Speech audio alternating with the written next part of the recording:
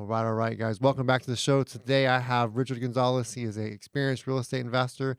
We're going to get to hear his story. He is, I believe I remember right. He actually started out the DFW REI Club, and I then did. was he's one of the success stories. And I've got to hear some of the story, and I wanted to bring him on because I think that he's got a killer story, especially as many people that go through investment clubs or they kind of get started, they just don't really know what they fall off, or they do a lot of education and they don't really do anything with it. But Richard's not that. He was one of the guys that I mean, he has just grabbed a hold of it, and is a prime example of what happens when you just listen to what someone's telling you to do. So anyhow, man, Richard, take it away. Tell us about you, kind of how you got started. Kind of start at the beginning of that. Yeah, so it's really interesting. So I started in 2014, but before I actually got into real estate, what kind of got me intrigued was really we purchased our first house. Mm. So we had just an amazing real estate agent. She took care of us on the buy side, and we just had a pleasant experience all the way around. And then I kind of me and my wife and I were just kind of asking, "What do you do?" And just kind of observing the whole, um, I guess, the process. And when it was all said and done, I asked my wife because I was working full time as a locksmith, Mm. and I asked my wife, and she was a stay at home mom. I was like, "Well, have you thought about being a real estate agent?" Um, and she's like, "No, not really." She's like, "I don't really have the personality or the temperament to do that." And she goes, "Well, why don't you do that?" And I remember thinking like a light bulb went off, and I was like, "Well, why don't I do that?" Kind of So goes hand in hand. It's it funny is we hear that a lot with people. They're like, I watched The Agent and I'm curious about it.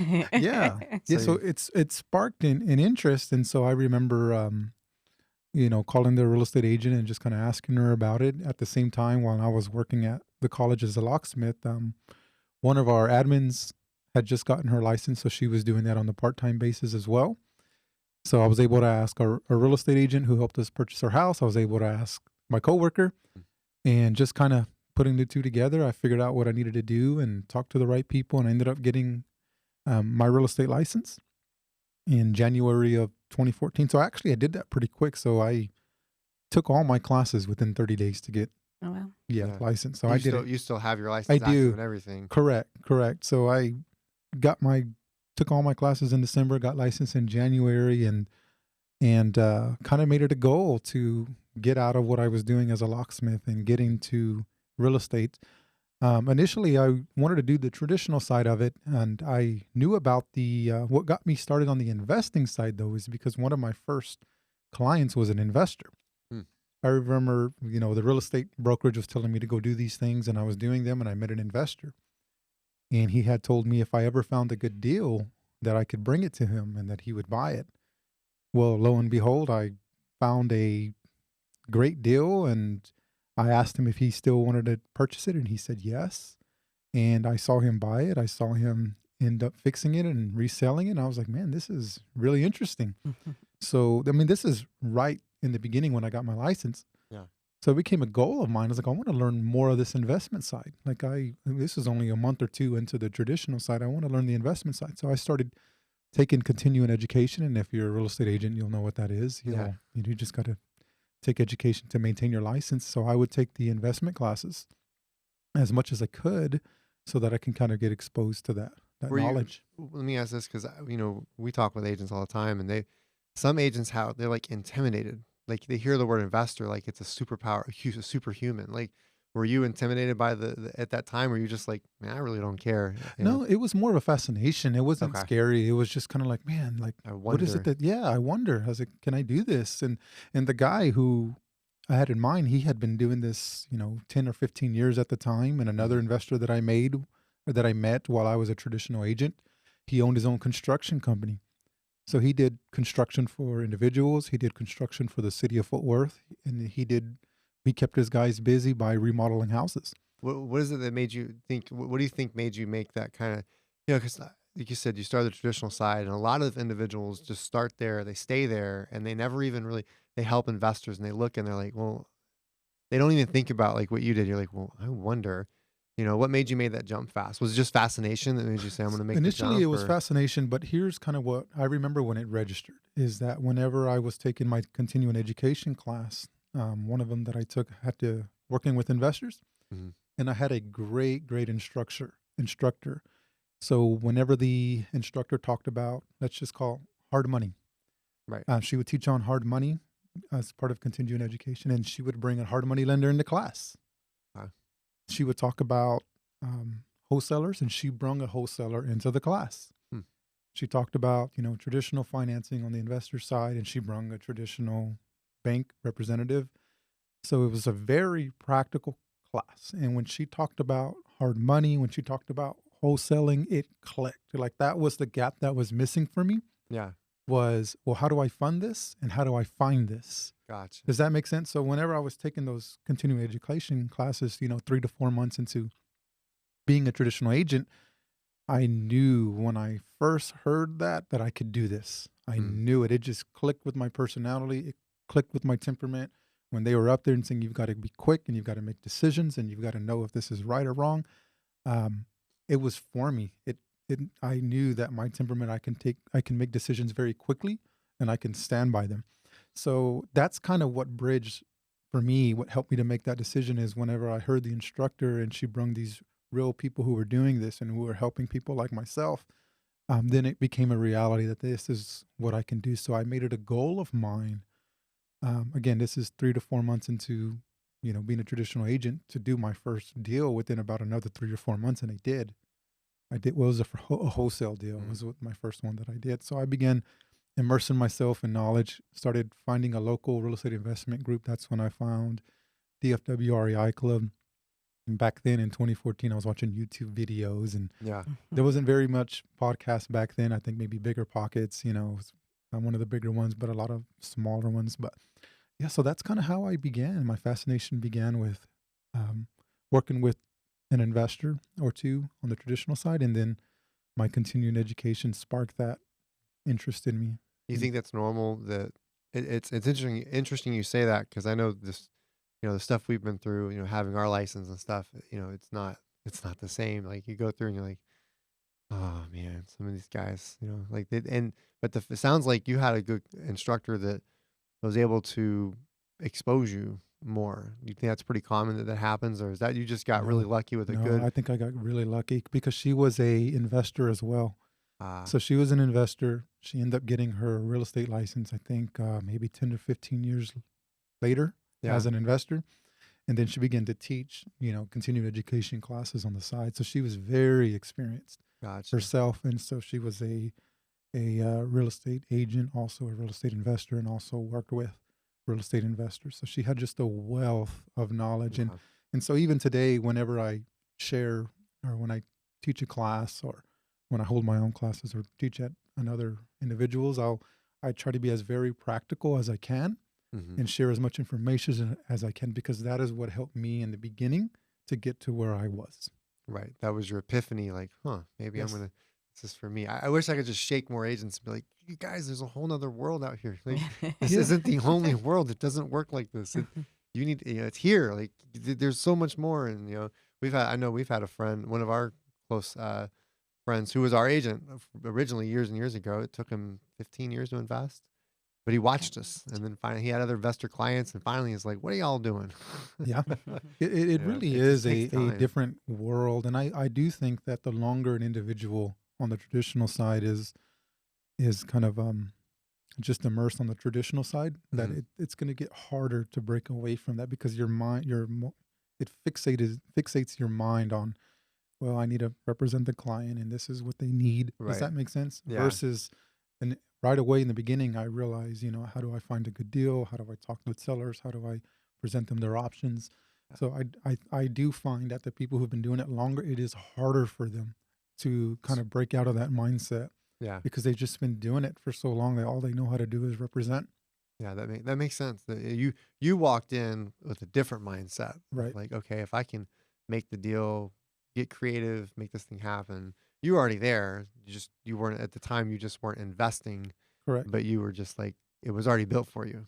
Yeah. When I got into real estate, my mind was open. Mhm. Like Yeah. it was completely open. I didn't really have a I got my license and I wanted to be a part of a brokerage just as an introduction, but I was looking at commercial. I was interested in commercial. I was interested in land. I was interested in investing. I was interested in the traditional side. I was, Mhm. whenever I talked with lenders, I wanted to know as much as I could. When I talked with inspectors, I wanted to know as much as I could. I wanted to know the process. My mind was completely open to every aspect of, you know, what was involved in real estate. Yeah, you weren't a realtor. You're more of a real estate entrepreneur. Oh yeah, That was the absolutely, difference. You absolutely. walked in as that mindset of real estate entrepreneur instead of like, okay, I gotta buy and I gotta sell. Yep. You weren't just a realtor. That's Yeah, where yeah, most people make that absolutely, absolutely. that they don't make that switch. So I want to ask about the locksmith part. So how long did it take for you to go? Did you just get your license and then say I'm done being a locksmith, or did you kind of transition your way out? Like, what did that Yeah, look so like? that's really interesting.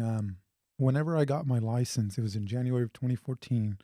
I went part time in March Mm, from full time, being a locksmith. Now, the college allowed me to go part time as a locksmith in March of 2014. So 3 months later, I did part time. And then by August of 2014, I completely left the college to do the real estate full time. yeah.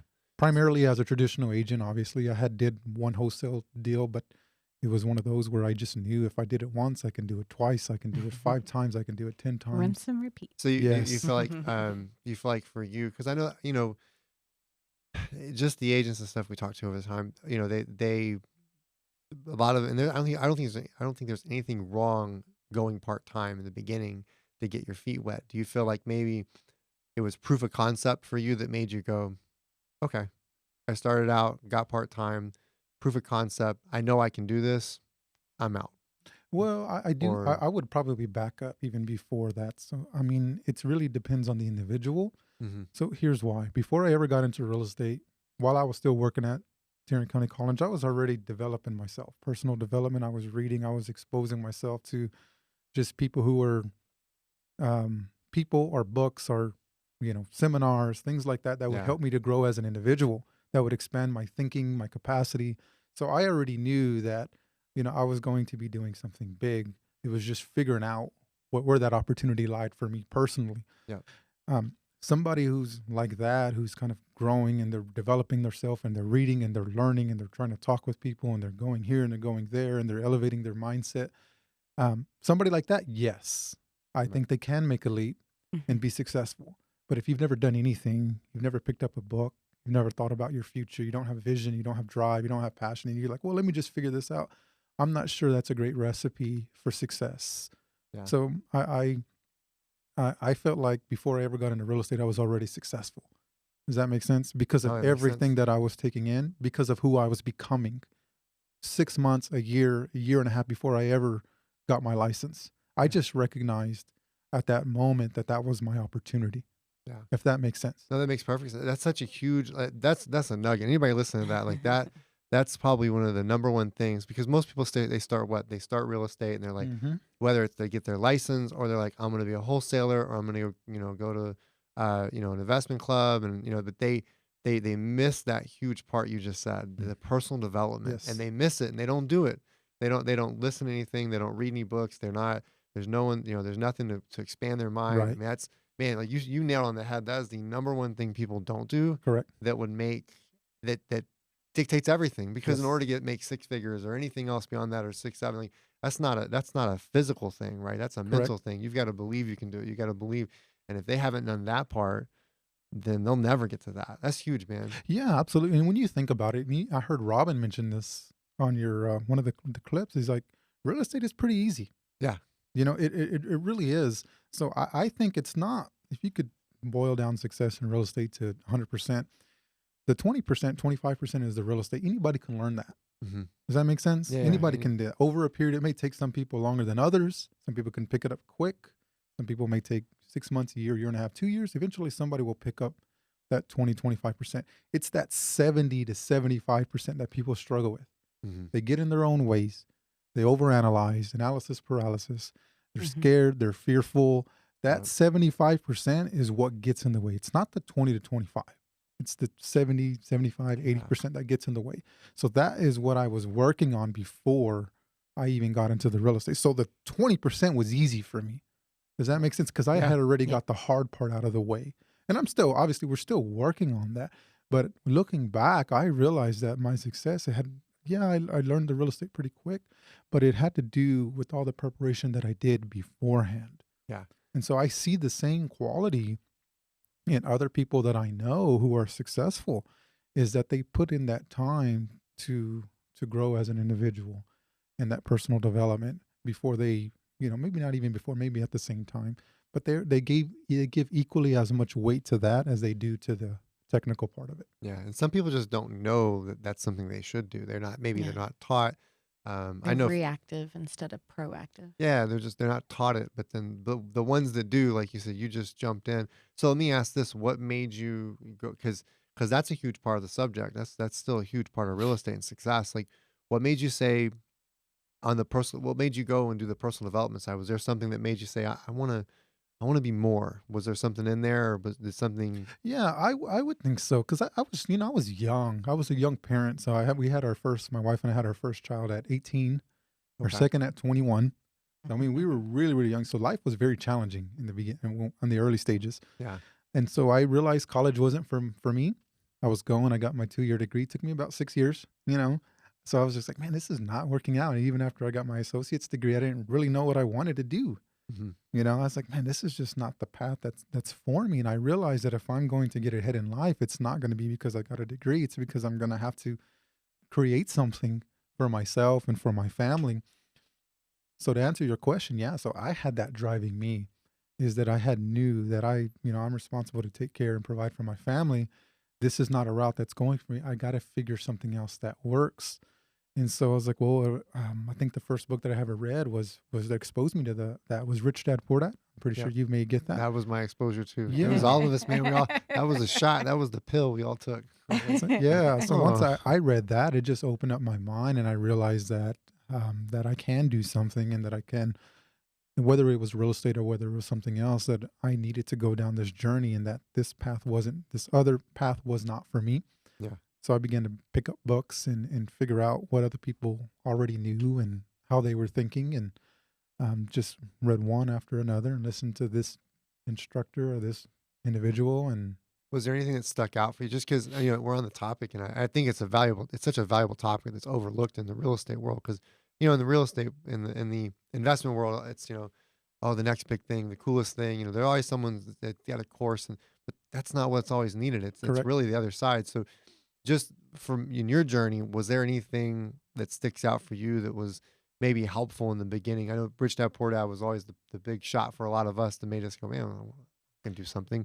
What other things stuck out, like, personal development, whether it's books or audio stuff that made you go, huh, that was the one that really kind of helped me along? Yeah. So I'm a big Jim Rohn fan. I'm a big Zig Ziglar fan. Oh, These are older individuals who used to teach in the 70s, 80s, yeah. 90s before they couldn't do so any longer. But a lot of their principles, a lot of their philosophies I picked up.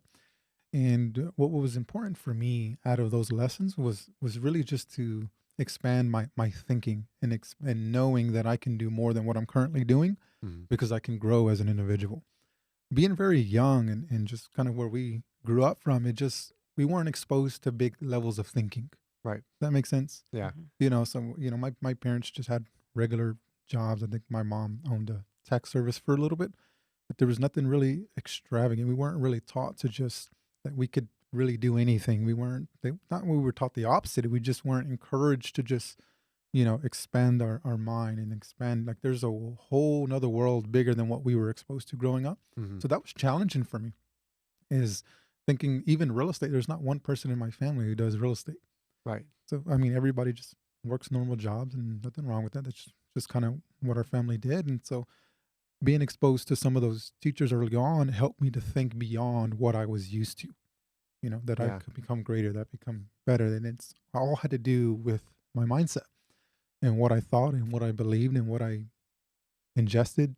Yep. So for me, those were some of the early ones that helped me out.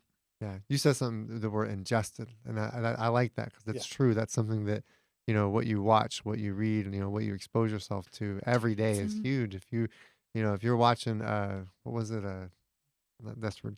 the Housewives of Miami or whatever. Like you watch that kind of stuff all Yeah. the time. That's what goes through your head, right? You're like, you're like, oh, they were in a fight and so and so said she's, it's just it's the garbage in, garbage out, and then that's so huge. So you recognize that early on, and there's not a lot of people, man, especially when you're in your 20s, that recognize like, Yep. oh, life could be different. Because I agree with you. I mean, I wasn't taught. I mean, the same thing. We weren't taught that kind of stuff. It was jujitsu is what exposed me to that. But there Yep. was the martial arts did that for me. But had it not been that, both my brothers aren't Yep. like me. They're not, not that I don't, that I, it's just they're not like me like that because I was exposed to that. Right. So that's a huge part, man. Anybody, anyone listens to this or watches this like that, is probably the biggest nugget like out of anything you can get in real estate is that you don't need more courses, you don't need more this or that. You just need the right mindset. Yep, absolutely. So now I'm doing a lot of mentoring, or I don't want to say a lot, Yeah. but I do mentoring regularly. And and I read this early on, and I see it more like your outer world is really a reflection of your inner world. Mm-hmm. So if all that's in your inner world is fear and doubt and uncertainty, then it's it's going to play out in real estate. It's going to play out in whatever other endeavor or business that you're trying. It's going to play out in your job. It's going to play Yeah. out in your family. It's going to play out in every dynamic of life. And that's something that I learned early on, which is why I sought to just pour that those good things into myself, into my mindset. But I see that with individuals on the real estate side, when they're learning investing. I tell them, I said, it's really important to get acclimated to the investment world. I said, you're ready to here to buy a property, but you've been here for 6 months or a year and you haven't even visited one. Mm-hmm. I said, if I go to a property, I automatically know whether it's a deal or not. I've seen these same houses hundreds of times. Right. I said, you want to be an investor, but you haven't even looked at one. I said, you could find the deal of a lifetime and you wouldn't even know it because you don't even know what a house is supposed to look like. Does that make sense? Yeah. Yeah. But it's just that. It's just, but it's kind of a reflection of what they've got going on the inside. Something's holding them back from even doing the little things of going to a class or going to check out a house or just things that they can do whenever I'm not there. Yeah. I mean, I've got a buddy of mine that I'm mentoring, and he's been learning for a few months, and then he sent me a spreadsheet. He's like, I've looked at over the last, I don't know how, I'm just going to guess, 3 months, we've looked at, I've analyzed 70 deals from wholesalers, like not visited, but just analyzed them from the emails. Yeah. Out of those 70, we found that 20 of them were good enough for us to go look at, something along that lines. Yeah. And out of those 20, we made offers on 3. And I'm like, that's awesome. You know what I mean? Like you're sitting there and as you're learning and you're proactively trying to, figure this out and take action and take steps. And he just contracted his, first deal, I think a week or 2 ago. So I was really excited for him. That's awesome. Do you feel like the most time on the mentor side that you spend is not teaching the real estate, but do you feel like it's more teaching the mindset, the mentality? With the ones that you mentor, do you feel like you Right. spend a No, lot of time on the not necessarily. There is some of that, but really that is hard. That is difficult to have to Yeah. teach that mindset. Like I'd rather spend time with people who have that mindset already because it's easy to teach them the technical part. Right. Does that make sense? No, that makes sense. It's easier to teach them the 20%. Yeah. But to go there and rewire their mind and Overcome rewire the their struggle. thinking, that is tough. Like Yeah. I've in the early stages when I was starting to experience some success, people would, I mean, they still do, but like message me and say, hey, I want to learn the real estate. And I would talk to them and I would take them with me. And then, for lack of a better word, drag people along 6 months and they did absolutely nothing. Right. Does that make sense? I was Yeah. showing them the 20%, but they didn't have the 80. Right. Does that make sense? No, so, that makes so perfect now, sense. now when I'm coming across individuals, I'm talking to them. I'm asking their question, what's driving you? What are you looking to achieve out of this? And I'm seeing where their mindset is. And if I kind of feel like, hey, yeah, this person's got the right mindset. Like they have a great thought life and belief system. And Mhm. this 20% is pretty easy. People like that, they'll be successul with or without me. Right. Does that make sense? Yeah, If you're they have looking that right for mindset. those. You're looking for those people that are already wired that way, Yes. so that it makes your job easier versus having to go through and you don't have to be the Zig Ziglar. You don't have to be Right. those guys because there's already stuff out there for it like that, Correct. and you're like, I don't want to have to. I get it, man. Because that is a huge thing. I know in jujitsu, we experienced that. We've experienced that just, with agents and stuff where you're like, you got to get through that. And it's just a part of it. But when someone is already wired that way, your job's so much easier. Yes. But if they're not wired that way, sometimes you're spinning your wheels and you're like, damn, man, this is like, I know with Misty, I'm like, dude, Misty, are they ever going to catch this? And like, Yeah. no, they're just not going to catch it. They don't have the 80% Yeah. to do it. And, So, and I do think it can be developed as yes, well. I agree. Absolutely. I like kind of what you're talking about. I just don't know whether individuals are exposed to it or not. Yeah. And even if they are, whether it's something that they even want at that stage of life. So Yeah. has that changed going through this experience? Has it changed how you raise your kids? And Yes, Mm. it has. But my kids are, I have a 16 and a 13-year-old, and they don't want anything to do. Oh, Dad, just stop telling me your silly quotes is what I hear from them.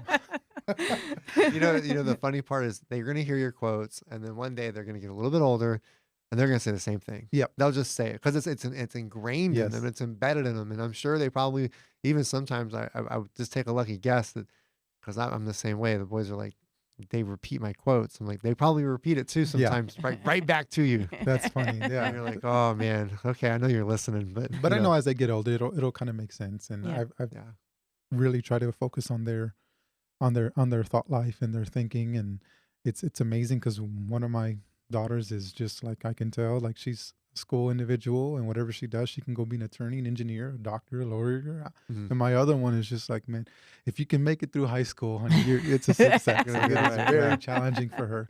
But then again, she's the one when I was like, hey, honey, what do you want to do? She goes, I want to own a Chick-fil-A, or I want to own this. She doesn't think about working. She thinks about owning. So so you can see the difference. That's the one that doesn't. Doesn't do It's- school. yeah. That's Correct. usually how it is. That was me. High school dropout. I don't want to work. I want to own. Yeah. But your children are the ones you will do the 80% with. That's the one that you're like, hey, Absolutely. that's the most Mhm. important part. Yes. With them, the payoff is huge. Not necessarily are you going to get paid off, but the payoff is huge for them, and so you will do the 80% with them. It's just the other individuals. Mom and dad should have done their. Well, yeah, and and a lot of times when it comes to them, if somebody's like completely without understanding, it's kind of like not for me to go and Yeah. to try to help them with that. I'll talk with them. I was like, man, have you read anything lately? Just to kind of, have you heard of this book, or just very common books? Have you heard of this book? Think and Grow Rich, or Rich Mhm. Dad Poor Dad. Have you heard of, this? And they're like, oh no, not really. Maybe it's something you should just check out. Yeah. And if they come back to me and say, hey, I read the book. Hey, great. That's another conversation. Yeah. Yep.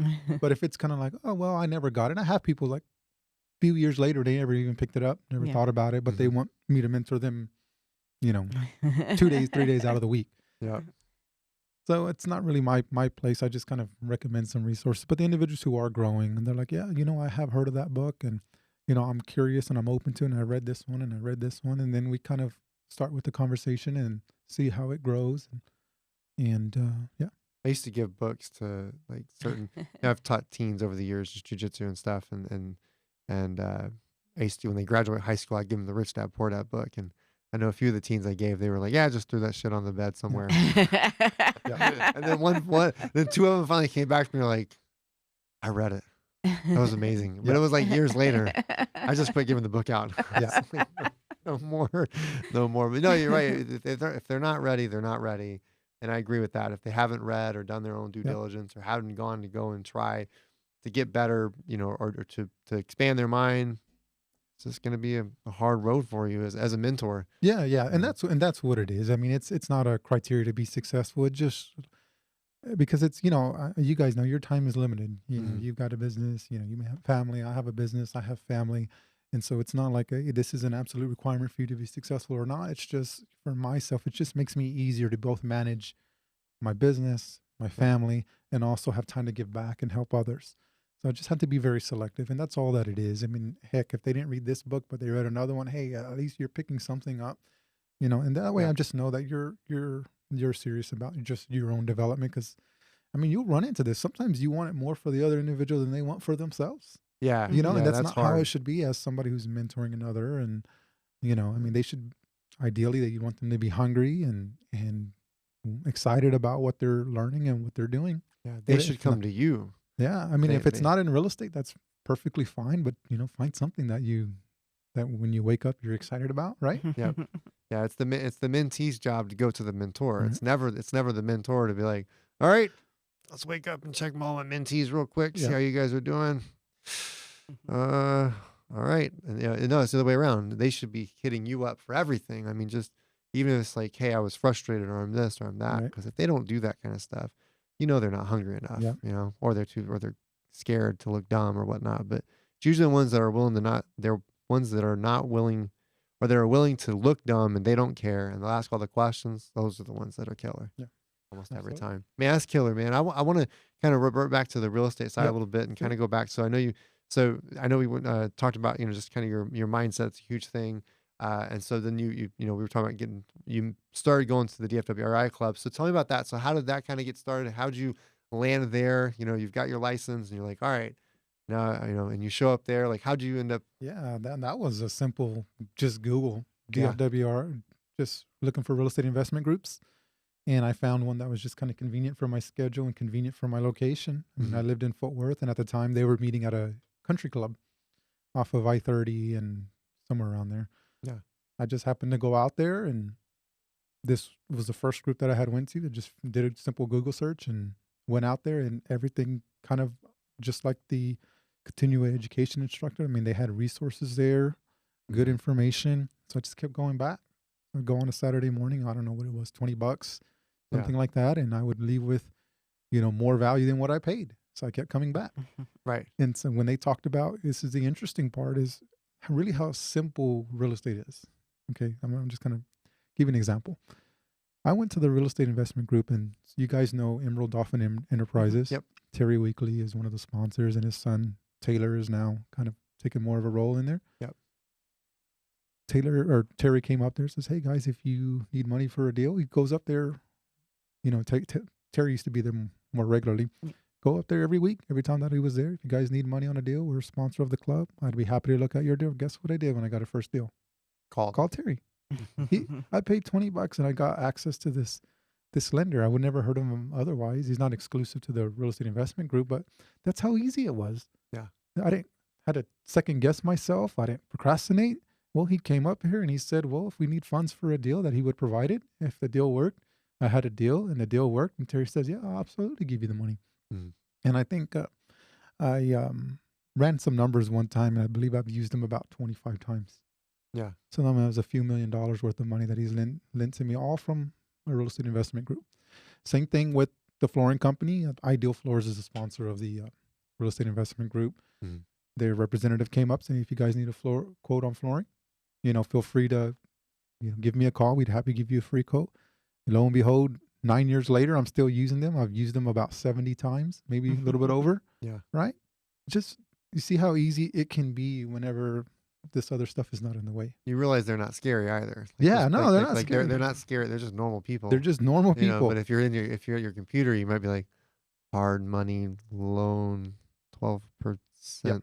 Oh my gosh, I don't know if I can do this. So I did. I asked questions when I Yeah. went to the real estate investment group. Like I said, simple Google search. Went out there, heard saw the people who were sponsoring, asked questions, listened to the classes, came back again the next week, maybe every other week, maybe a few times a month, something like that, for a number of months, number of years. And, I kept growing as a real estate investor. Yeah.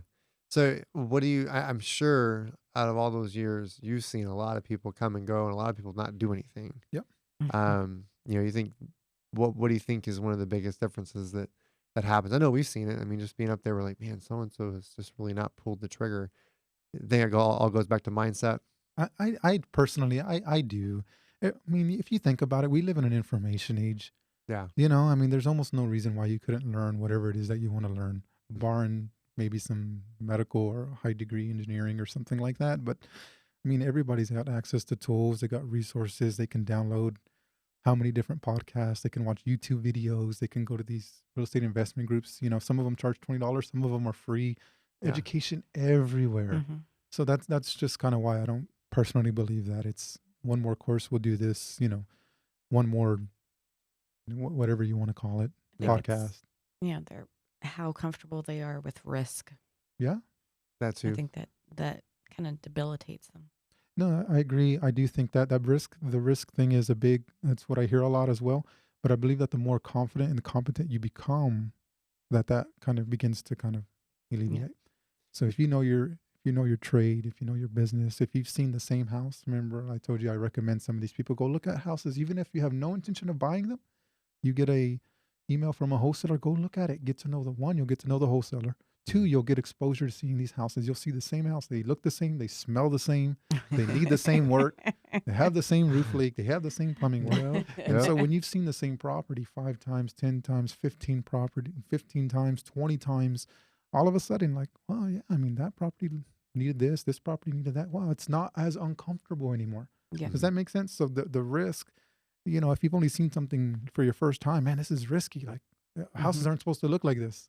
Then you realize every house looks like this. Yeah. Almost. There's a lot. Yeah. So I know, yeah, you're absolutely right. Risk is a big thing. I do think that can be worked on as well with Mhm. repetitive exposure, Yep. or just, Getting off the couch, not not yeah. not being on the computer or on your phone and just digging around and being like, I think I'm gonna look at a couple houses today. All right, I'm done. I found a few houses on my phone. I'm just gonna go and just turn it over. Like versus you're like, hey, which I agree with you. You're just like, hey, get out.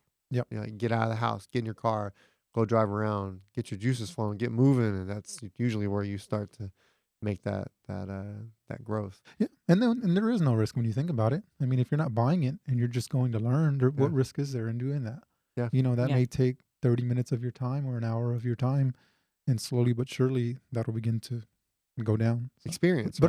but I feel for them. I mean, I mean, I've been around for, 9 years. I mean, it's not that long, but you see people who kind of wrestle with that, and, you kind of wish you can, like, or just shake it out of them, or like, Yeah, hey, there's just a world of opportunity that exists out there. But, it's just something that they've got to deal with on their own. And maybe they do, maybe they don't. It's just kind of the way life is, right? yeah. It doesn't matter what field you're in. They say the top 10, top 20% experiences success, Mhm. whether that's in real estate or whether that's in another business or endeavor or another career. Yep. So I want to kind of talk some deals, man. Let's talk. I like to talk worst deals first. Usually, like kind of like, and not worst deal like you did a horrible job. Maybe just things didn't go right or whatnot. Because everybody talks about like what's their their killer deal where they hit out the park, and people that listen to that stuff, they're like, man, they go home, their wife, and they're like, honey, I heard a story where this guy made hundreds and thousands of dollars, and I can. But they didn't realize like all the other stuff right behind there that got you to that. Yep. What's something that what's a deal or what's maybe a something that sticks out in your head that you're like, man, that Yeah. Well, I'm very fortunate enough to, since I've been in the business, I've only lost money 3 times, yeah, which is not a lot. I think the most I've lost on a deal was like 3 grand. One of them was like 1,000. One of them was like 2,000. The other one was like 3,000. So mhm, in terms of losses, I haven't really experienced that much. Like I'll take that loss all day long. yeah, Most of kind of the frustrating things is just the process that I had to go through. Like it's just not worth it. mhm, So let me give you a recent one that I did is that I purchased a property that was on 6 acres, and the property had a well on there, a gas well. mhm, And so it was a learning experience for me. I was like, hey, it's on 6 acres. It's kind of covering the far side of the property. Shouldn't be a big deal. And so we've just had tons of issues trying to get this thing sold. We did end up selling it, but let me kind of tell you where the headaches was that we couldn't find the gas lease. mm, And so I tried going to the county, tried calling the gas company, and they said, well, we can give it to you. It'll be about 90 days. You may want to try the county. It'd be a lot quicker. Went to the county. Well, sure, you can go look for it. Go check in our file room when there's like a bazillion files in there. I don't even know where even to begin. Title company was trying to help, but there's only so much that they can do. They couldn't pinpoint it. So we've had a difficult time with that. So buyer ends up backing out. We had another buyer on the same property came in, and gave us what we're looking for and mhm, running into the same issues. And we finally got past that issue. And then the lender kind of comes back and says, hey, you know what? We don't lend on these properties when they have a gas well on there. So you have to subdivide this property, the 6 acres, and exclude the last remaining acreage where the actual gas well is sitting on. Well, guess what? This takes time. yeah, You got to go have your surveyor go back out there and parcel off the land, and then we've got to submit an application to the county, to the city.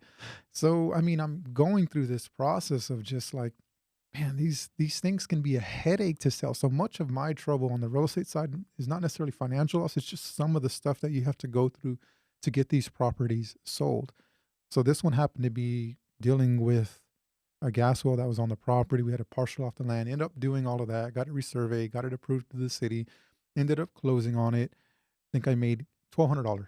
That was all said and done, because now we actually sold 4 out of the 6 acres. So I'm stuck with this last 2 acres where there's a gas well right there where there's no functional use for it. Yeah. So there goes my profit.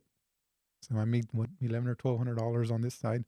Other things that come up is just buying properties with tenants. A recent example that comes to mind was, I've shared this one before. We bought a property last year in the Saginaw area. Homeowner says, hey, we'll be out by closing. We check with him a few days before. Hey, we'll be gone this weekend. Okay, good. We get everything closed. He gets his money and does not leave the property. So he ends up staying. And says, hey, can you give me a week? Can you give me another week? Can you give me another week? Okay, we got to get this guy out. Start the process of eviction. And there's more time. There's more court costs.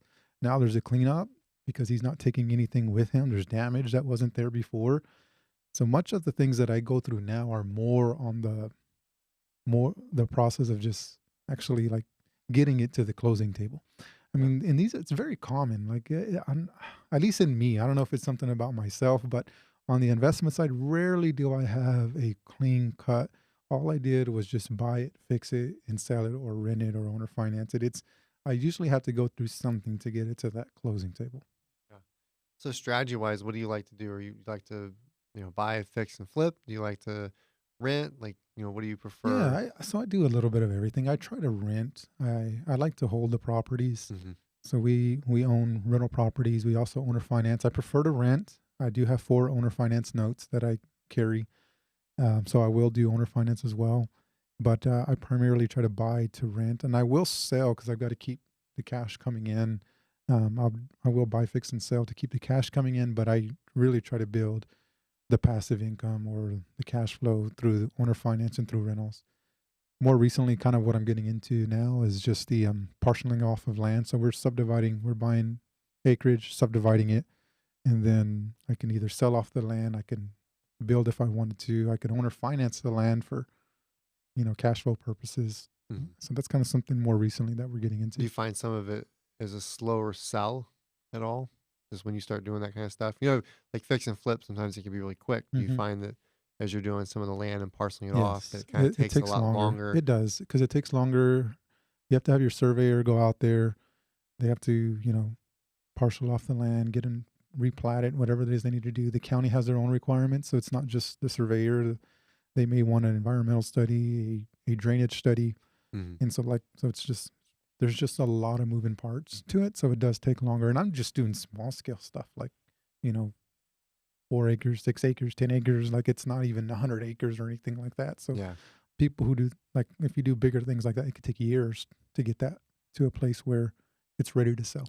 Yeah. Something you said last time we spoke when you had presented at the club, you were talking about you used to do a lot of deals as much as you could, and then you started to slow down, and then you were like, well, you're not necessarily, are you saying I'm slowing down, but I'm just not going to do as many, but you almost focused more on profit. Correct. And I thought that was something that's interesting. Can you kind of explain that? Because that's something that you kind of explain it for anybody that's listening, because that's something that I think, people have this mindset where they think that, I've got to do this and I've got to do that, but success is different for everybody. And for you, you were like, look, you were killing it on deal, and then you were like, you were finding that if you slowed down and said, I'm going to focus more on this, that it became more profitable and less, I'm not saying less work, but just it wasn't the same rigmarole. Yeah. In the beginning, when I first started, I was learning wholesaling and then getting into rehabbing. And so I would pretty much take anything, whether it made $2,000 or $5,000 or $7,000, whatever that is, which is great money. And then I began to realize, man, this is just a lot of work to do this over and over again. So I need to put some kind of criteria or some kind of profit that I want to make. And then I began to do that. I just began to focus on my deals and just saying, hey, I'm going to just really do the ones that are going to maximize profit. So I'd rather do, 15 deals a year that, may make 40 or 50,000 than do 30 deals, 40 deals a year that make, 10,000 each. Make Yeah. sense? So I started putting a value on my time. And so more recently, that's probably been the last 2.5 years, something along the lines of that. Mm-hmm. So I think last year, most of our deals profited over about 50,000, the ones that made money. Yeah. But versus, I 4 years ago, I would take anything. I mean, if it made me 15 grand or 17 grand or 20 grand, I mean, again, you can still take those. I just started being more selective on my deals and You think my time. you think that has to do with, because when we talk to people that are new, whether it's whether it's new agent or just new investor, it's like you just got to get out there. Do you think that maybe that helped a lot in the beginning? You're a hammer and everything's a Yep. nail. You're like, I'm gonna nail everything I can to the wall, and then after a while, you have so much experience. You're like, okay, I don't really need to nail everything to the wall anymore. Do you feel like that kind of helped you in the I do. beginning? You were just like over and over and over, boom, boom, boom, boom, and then you got so busy, you realized, okay, now I'm so busy, I gotta slow the business down and become more profitable and less Correct. busy. Yes, absolutely. I think it served its purpose. I was learning, and most of my learning that I did, I did learn from the group, but I mean, hands-on is very valuable. Right. When you're buying properties and you're making mistakes and you're, don't account for this repair, so now you're making 5,000 or 10,000 when you should be making 30 or 40. I mean, so it was very valuable and it served its purpose. But you're absolutely right. As time went on, I've got better at those things that I wasn't so good at. Mm-hmm. And I realized that, hey, I don't want to touch this property unless it makes X amount of money.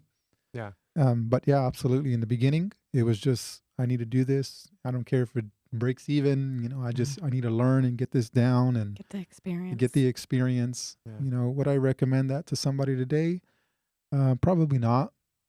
If I'm just being honest with you, like I think about, like, today, my worst case scenario is I got to make money. Like, I don't do this, worst case scenario, I break even. No, I've got to profit. This is the business. I don't do this for free. Yeah. It takes time away from my life, away from my family, away from other things that I enjoy doing. I won't do it for free. Right. If something extreme happens, I get it, but it's just kind of like, back then I was like, well, if it breaks even, that's fine. I'm just learning. I don't really think like that today. Yeah. You were in the starting stages. Yes. It's the different growth, right? I see people that just sit back and they kind of like, they don't, they do what they try to do what you're already doing. Yep. They're like, they want to be like, well, I'm not willing to make that drive. I'm not going to drive. I live in Fort Worth. I'm not going to Dallas. Yep. It's like, why not? Like you have absolutely no deals in your lap. Yeah. You're making absolutely no money, with whether it be, your real estate, your license, your investments, like you're just starting. Why not drive to Dallas? Like, Yep. who cares? 30 minutes. It was my gas money. Like, no, who cares? Like, your gas money is cheap, man, compared to the experience you're going to get. And, Absolutely. It's but the cost of educating yourself. it's the cost of education. And so many people will sit there and just like, I don't want to do that. You'll go in debt to go to college, but Yep. not for your career. Yeah. You won't put in gas. Yeah. That's what I hate the most. It's my gas money. It was too much gas money. Man, if gas money is the problem, Yeah. you got other problems than gas money. Gas money, we'll never look at. Once you get past that point, you'll never even look at the gas. Yep. I mean, I don't really look at the gas anymore, but I mean, you just, because it's not a problem, versus, it just, I think that's such a great example of what it needs to be, where people are like, it's just experience. And then you hit a level where you're like, okay, now I want to be, more likely you were like, I want to be around my kids. I want to see my family. It's my time. My time's worth more now. But back then it wasn't worth as much. Not saying your time wasn't worth Right. as much. It's still worth a lot. It's just the experience was worth more. You needed that to make the jump to where you go. Correct. And especially nowadays, now that I'm learning more about, apartments, or learning more about land, like, I need time to devote to learning this stuff. Right. So, I mean, I can't go and just take anything right now. I mean, it needs to maximize profit, Mm-hmm. and it needs to give me the most amount of return, so that way I can dedicate time to doing these other things. Yeah. Versus, I didn't need as much time back then. It was all just focused on the traditional side, not the traditional side, but the regular residential side of real estate. So, Yeah. yeah. So the slimmer deals that you're passing up on, are you handing those off to the people you're mentoring, or? No, not really. No, not necessarily. If I'm passing up on them, like, I wouldn't want to pass them off to them per se, because they may make their costs may be different. So if it's a slimmer deal, like, if it's slim for me, their lack of experience, like, it could be more harmful for them. Yeah. Does that make sense? Yeah. You They make a mistake. They make on a something that where you wouldn't have made the mistake, but they make a mistake that could cost them Yes, and I because can, they didn't yeah, know, they're going to fix something. And then I should have fixed that first. And now I got to turn around and spend an extra couple grand to fix this correct. and then go back and do that. Yeah, typically when they're just getting started, their holding costs are longer. They're still trying to figure out what tradesmen they're going to use. I obviously give them as much recommendations as I can, but there's part of their learning process is, having their own contractors go out there or subcontractors. So, I mean, it may be slim for me. I could probably make it work, but their costs may be different. They may take them longer. They may have more holding costs. I mean, Yeah. just a world of things can happen. And I'm kind of back to what I was on the slimmer deals earlier. And I said, hey, it doesn't matter if it breaks even. I kind of got away from that because in the beginning, I hadn't met as many people. Now, I mean, I can't tell you how many people I've shaken hands with who've lost 30 grand on a deal, or 40 grand, or 50 grand, or 60 grand, or 70 grand. Like it's a little unnerving to see how many people actually leave, who lose money like that.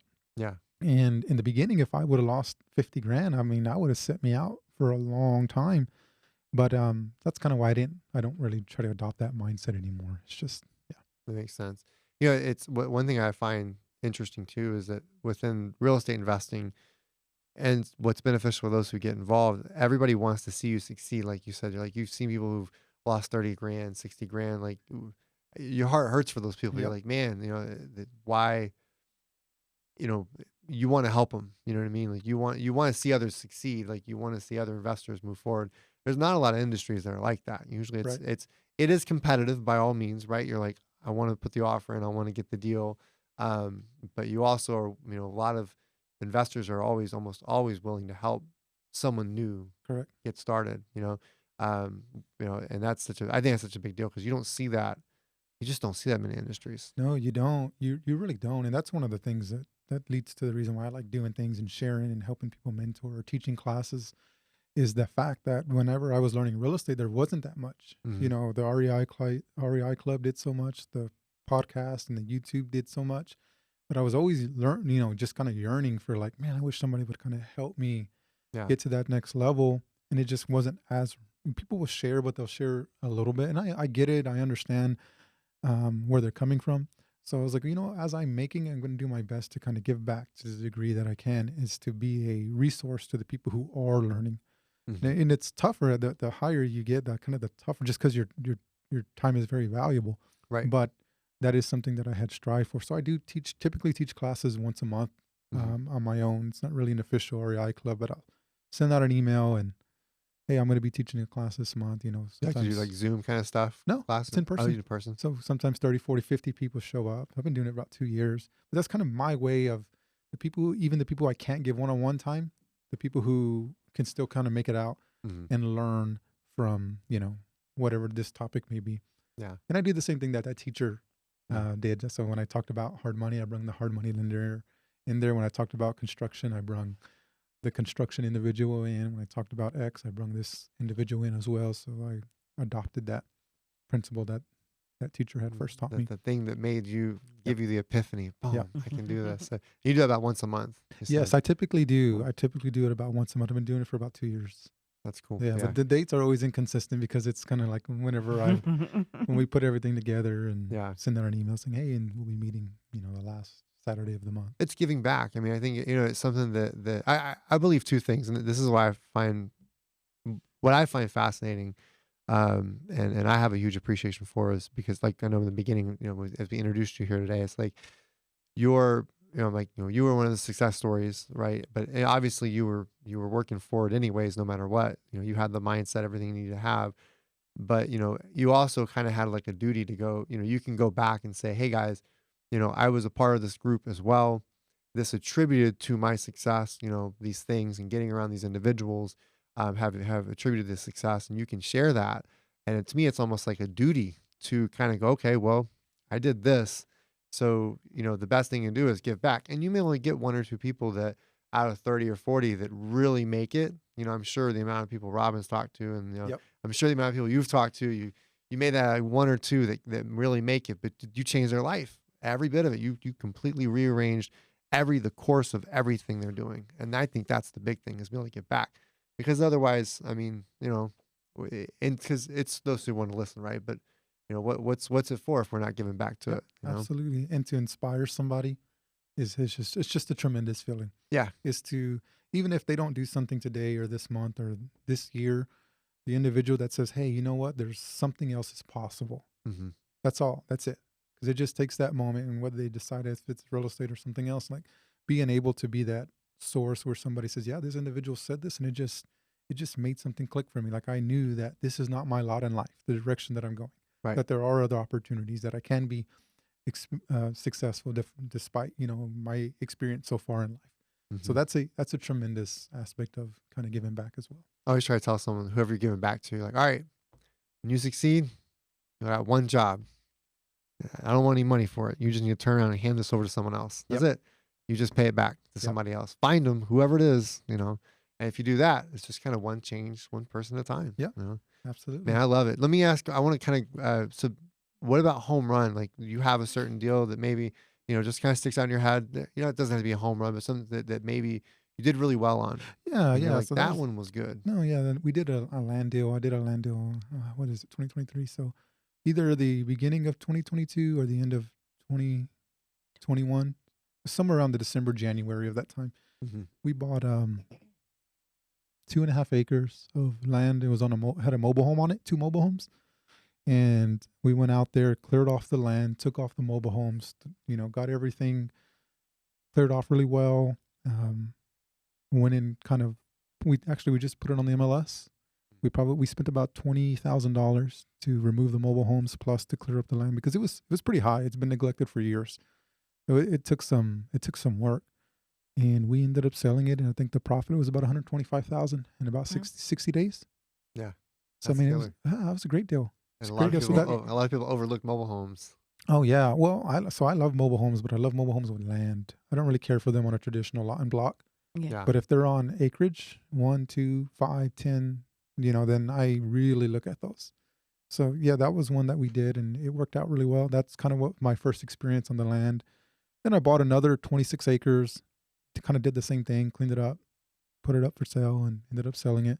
Mhm. Now we're kind of more getting into the replatting, and so the land deals, depending if you're dealing with acreage, tend to be a little bit more profitable for me on the individual than the traditional real estate.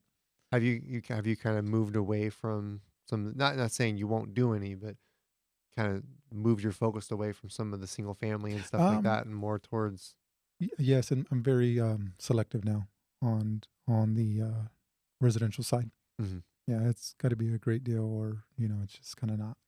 You know, You don't want to mess with it. yeah, I don't want to mess with it. Yeah. It's just part of the growth process. So, With the land, you feel like you're able to make more because you can split it up and kind of get more. yeah, absolutely. I'm working on one now where I bought the mobile home with land. I replatted it, and the mobile home I'm going to sell off the mobile home with the acreage and make a profit. The land is free that I subdivided.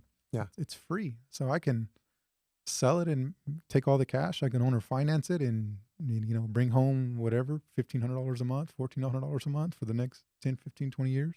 Mhm. So it's just you're now you go from you're basically I'm creating money, I'm creating value, and so it's just becoming easier. And the people that I've kind of who I know who are doing this, I mean they're doing it on a much higher level, Mhm. 100 acres, 80 acres, 150 acres, and then they're doing really, really well. But this is kind of like a small, I don't know if I'll get that big, but I'm just kind of doing it on a small scale I was now. gonna ask you what made you make the jump because there's always something that makes us make that little split. And it's not a huge jump, right? I like make the jump, Yeah, but what made you no, make that? Like, I'm gonna, you know what? I'm gonna kind of start getting into that. Going from yeah. here to there. Well, so I've always kind of approached real estate like this: is what is the highest and best use of this property?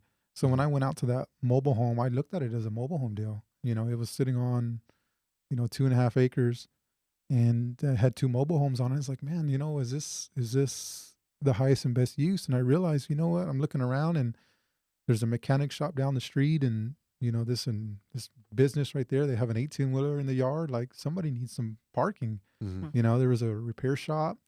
It's like, I'm just going to clean this off, and I'm just going to clean up this mobile home, having it as an open space, and somebody can park their trailers, you know, there. So it's kind of looking at the highest and best use of that property. And sure enough, the person that bought it was going to use it. I think they said they were using it for like a shop or to park their truck or their trailers. And, Mm-hmm. they just wanted the land and they were just going to build a metal shop and then park their trailers in there. So they had no interest in it as a mobile home. And like I said, it from beginning to end, from the time we bought it, cleared off the land and sold it, it was probably 65 days, somewhere around there. It was relatively quick. I was very surprised Yeah. of how quick it was. So Do you find with land that it's more owner finance is more common, that kind of stuff? Just well, I on, haven't. on both ends, whether it's selling or whether it's purchasing, do you find just because it's land, Well, sometimes it sits? I haven't done like an enormous amount to be able to kind of answer that. Like, hey, is there? But I will tell you the ones that I have. Yeah, absolutely. People want to owner finance it. They absolutely They're do. more willing They're more to. willing to, and they have large amounts of money. People who Yeah. are doing the owner finance. Like when I ended up selling that 2.5 acres, I ended up selling it to a cash buyer, but I had offered for owner finance, and they were going to put. They was like, well, how much do you want down? I think we were selling it for like 300. Mm-hmm. Like we can put 80, we can put 100 down. You know, whatever you want. Yeah. Yeah. Just let us know. But I couldn't carry the note on that one. I couldn't carry the note. Normally I do. I can wrap it or do something creative, but for that one specifically, I couldn't do it because just some bank issues that I was having at the time. They were waiting on tax returns. Yeah. So they're like, "Hey, we can't carry a note for you until you get this," and then all this other fun stuff. But by the time I got that worked up, I was like, "Hey, I have to take the cash offer." So I Yeah. ended up taking the cash offer. But no, absolutely, the ones that I have, I do get offers to owner finance, and typically it's people who have a little bit more cash. Makes sense. So there. It's just a different. I asked that because obviously it's a little bit different game, and and the land sits longer sometimes, and so. But I mean, like you said, you're saying that a lot. So you're saying a lot of the guys that are doing the land, those are big. Those are deep pockets. Yeah, So well, yeah. So we had lunch with an individual last week, and he was out in Sherman, and I think he bought 120 acres in hmm Sherman, and he's already 2 years into the process of it's called entitlements, which is basically like, for lack of a better word, like changing all the zoning and everything, and putting together some kind of plan to the city that says, hey, this part's going to this 40 acres is going to be used for apartment complex. This 20 acres is going to be used for shops. hmm So he's told me that it took him about 2 years to get to this point. So some people are doing a lot bigger, but that's all he's doing is just dealing with the land, doing all the paperwork. And I want to say he told me he bought it for about 4 million. hmm And when it's all said and done, that 4 million, he was going to sell it all, not to one individual, but hey, this part for the apartments may sell for 7 million. This right. part for the storefront shops maybe for 6 million. When all said and done, it totaled out to about 20 million. So That's he would have cool. made about. So by redoing the whole thing, Yes, and it obviously it takes time. it It wasn't like does. he flipped it. He had a lot of work ahead of him. But once he starts selling it off Yep, individually, he's going to make a lot more than what he actually put into it. So correct. and so it's pretty common with these guys too. These that do land. Is it pretty common that I mean, what you've seen or just kind of what you've heard, talked about?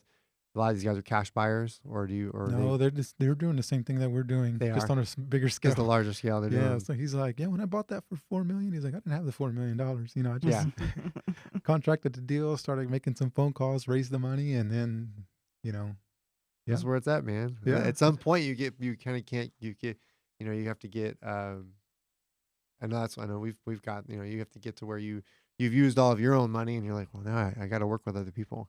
yeah. I do think it's really important to be able to, I rarely use my own money on the deal. I use my money to service the debts, hmm and to count for any overages. So if somebody lets me borrow 200,000 to buy a house and fix it, and I need another 10 or 15, I use my own money, to cover that. Or if I borrow 200,000 to fix a house and the payment is 1,600, I pay for that. hmm But I don't use my own money to buy and fix that house. Like Did you start in the beginning using your own money, and then you no, have I to sort of? didn't. Oh, you went I straight didn't from the have gate. any money. No, I couldn't. Even if I wanted to, I couldn't. I've always had to borrow money from the beginning. Yeah. And so I just kind of groomed that way. I do find, because I have individuals and I know individuals who use their own money. There's nothing wrong with it as long as you can maintain so two things. One, I found that it limits how many deals you can do. hmm So if you're fine with just doing one deal at a time, I find that most people only have the capacity for maybe one. So you may put off other deals because you don't want to borrow so you can save on interest. Right. or the holding costs.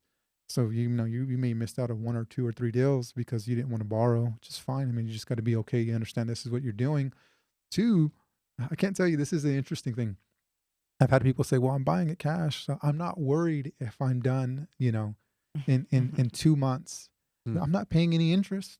And then 2 months turns into 4 months, and 4 months turns into 6 months, and Yeah. 6 months turns into, 8 months. And next thing you know, they've had this property that they paid cash for 8 or 9 months or 10 months, but they're not worried about it because they're not paying interest, versus, hey, if you had debt on that property or you had borrowed the money, you probably would have turned this thing in, Yeah. 45 to 60 days because you knew that you were paying interest and you were on it and you were on the contractors and you made sure everything got done and you were, Yeah. intentional about getting this thing on the market and getting it sold and aggressive with your pricing. And does that make sense? Yeah, no, you gotta- That's so not who- actual costs. Yeah, you got a Yeah. lot. You got a fire under your ass. Yeah. You're like, this shit's hot. No, yeah, well, it's just observations, it's just Yeah. observations. But I've noticed, like, man, you still have a property. It's been like a year almost. There is nothing better than a little bit of pressure. Yeah, A little bit of pressure. Because you got to be able to deal with that, right? I mean, you got to be able to perform, from start to finish. It's the Yeah. moment you go into contract to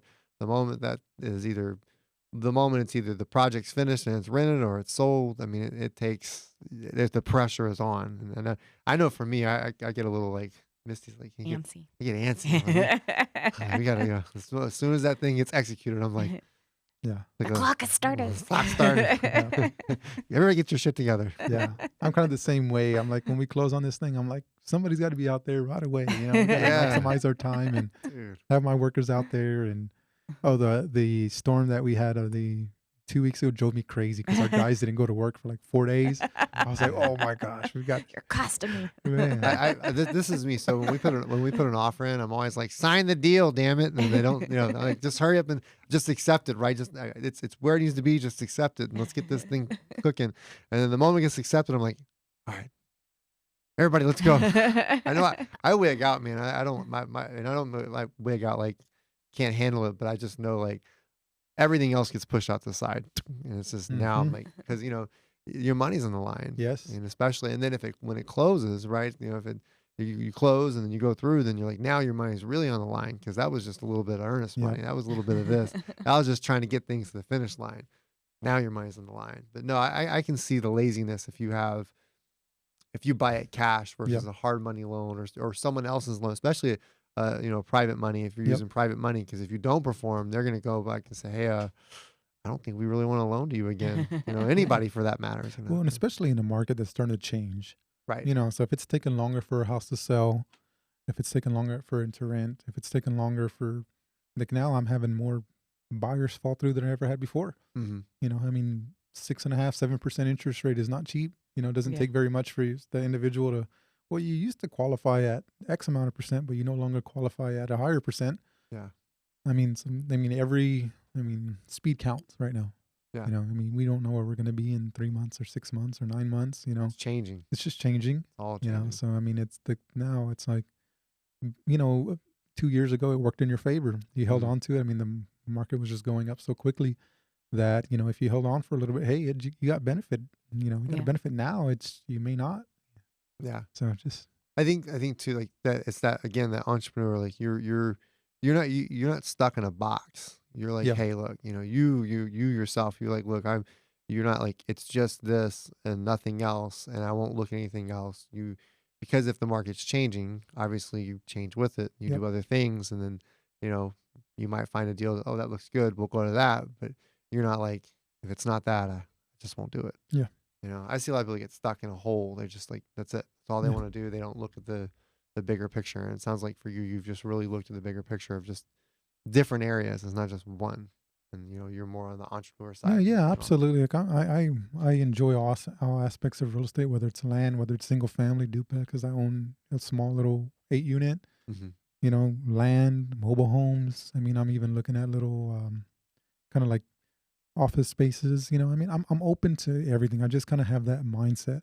I think the biggest help though is just having resources around you, having a great team. Nothing's really intimidating for me because I can just make a phone call and find people who do know. Yeah. And they could bridge that gap of knowledge that I may have. And if I have to partner with them to accomplish it, then I'll partner with them to accomplish it.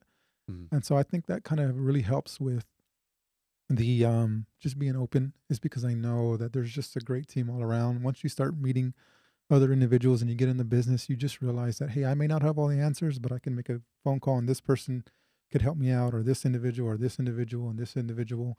And, the what's kind of out there doesn't become, intimidating or scary, Mhm. because you've got the people in place to be able to help out.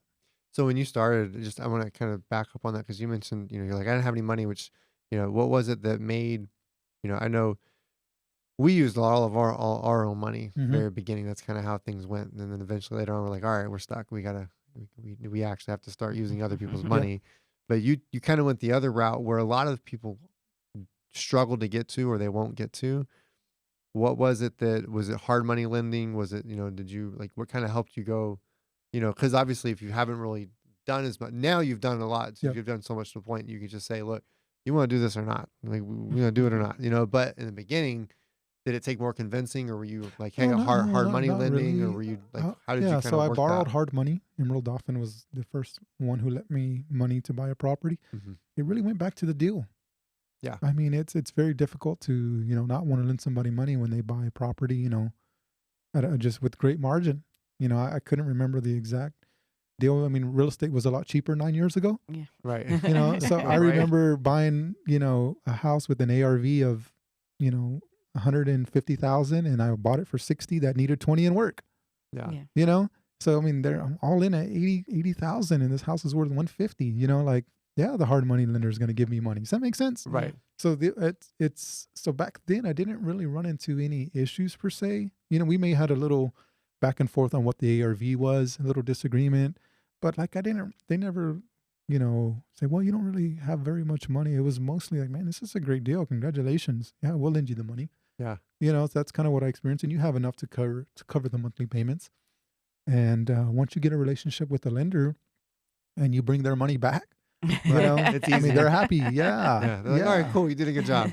Yeah. We'll do another one. And that's the thing, the more confident you become, the more competent, the more you know your business, the more you know your trade, like you just exude that. Hmm. I mean, most of the time, even with my private individuals, I've never asked for um, people to be my private lenders. They always came up to me and say, hey, Rich, I see that you're doing this. If you ever need any money, one of my private lenders asked me 3 times before I said yes.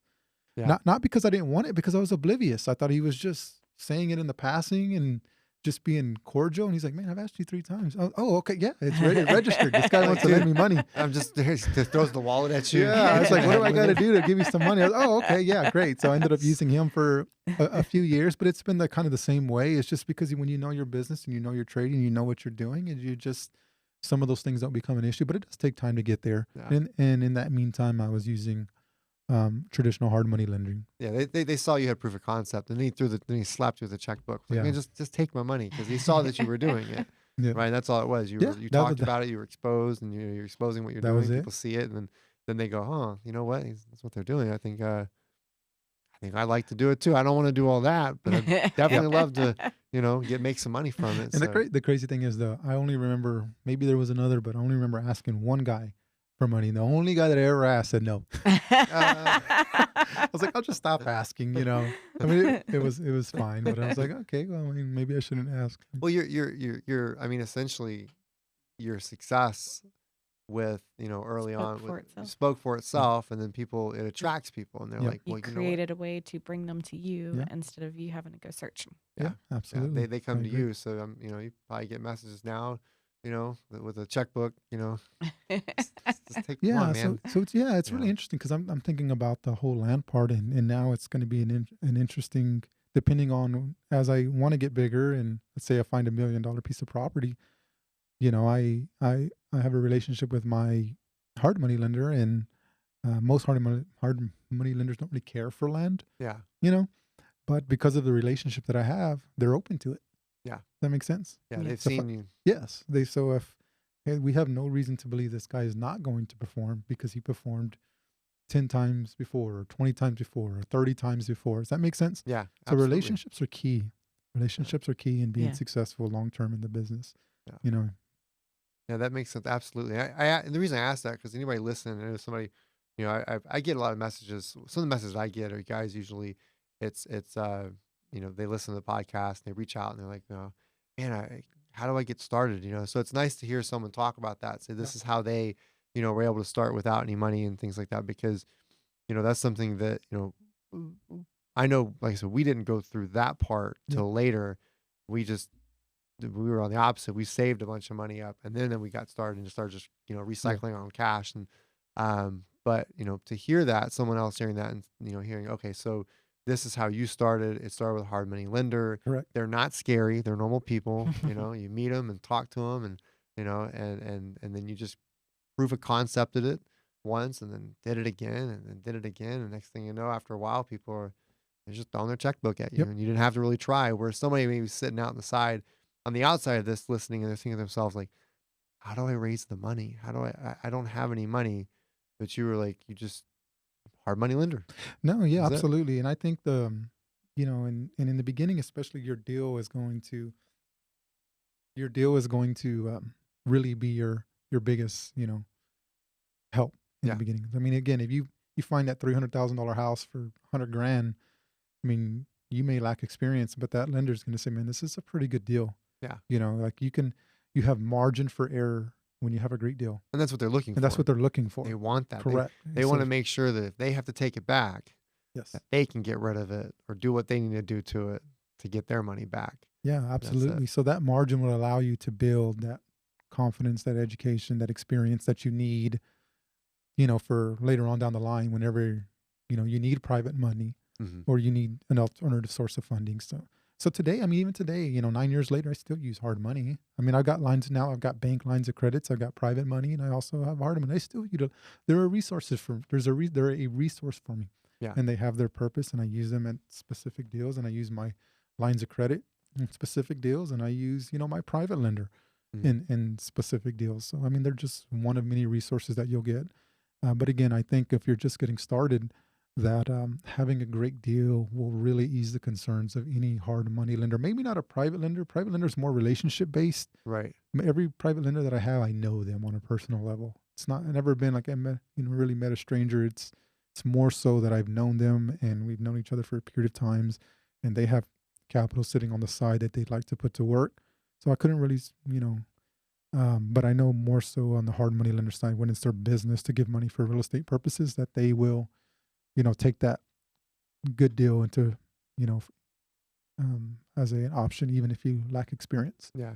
And a hard money lender too would be education. Some of them would actually educate you on the deal, Yes. to educate you on the process. So they're willing to say, hey, this is a good deal. And yeah, this is what you should look at. And, they're not just going to be like, here's the money, talk to me later. Yeah. No, not at all. Yeah. They want you to be successful. They're going to vet that deal. I mean, if it's not a deal, you're going to know.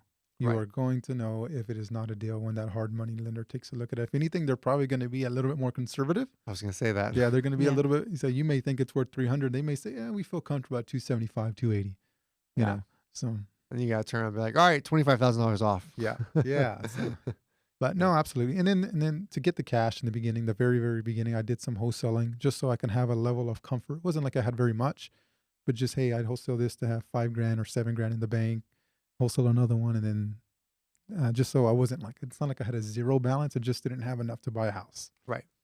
And for someone starting out and having to use hard money, would you recommend like picking the hard money lender and trying to stay with them for the first few deals and not just, trying to pinch pennies and move to different lenders and Yes, stuff so you can build up that relationship? Absolutely. The relationship is tremendously valuable. My first lender, like I said, I used 20 something times. Mm-hmm. Now my hard money lender of choice today, I've used them even more so than that.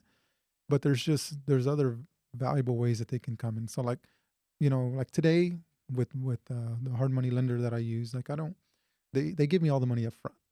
Mm-hmm. So if I need $250,000, $175 to buy it, $175,000 to fix it. So I need $250. They'll give me all $250,000 up front.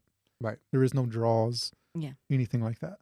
And it might not start out that way. No, it doesn't. Not at all. No, not at all. Yes. But definitely if you hang in there and build that Yes. relationship with them and they know you're going to, do what you need to do, then they'll either give you some kind of discount Yeah. or Discount. There's other perks. Like the other Yep. thing is I don't have any payments. So not only do I get, all the money up front, but Heck, if it takes me 6 months to sell the deal, or 4 months or 9 months, I don't have any payments at all.